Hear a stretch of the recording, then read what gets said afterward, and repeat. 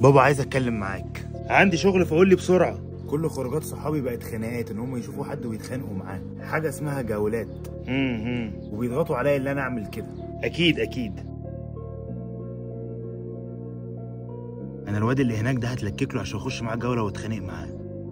انت يالا يا شتيمه، شفت صاحبتك امبارح وعكستها. انت ازاي ساكت لي؟ يا عم انا مش مصاحب اصلا، ده بيتلكك عشان يتخانق. خش لي جوله ونتخانق. مش مهم، لو ما اتخانقتش معاها هتقل في نظرنا. خلاص يا عم هخش معاك جوله.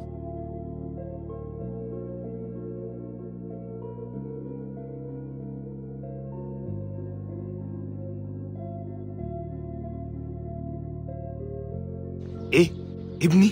لما تشوفوا شباب صغير متلم في حته كتير قوي كده اعرفوا ان هم داخلين حاجه اسمها الجوله. الجوله دي ان واحد يخش يتخانق مع واحد، ودول صحابه يتفرجوا عليه ودول صحابه يتفرجوا عليه، والبقاء للاقوى. للاهالي والكبار حافظوا على الصغيرين، وللشباب الصغيره الجامد مش اللي بيتخانق، الجامد اللي ما بيتخانقش.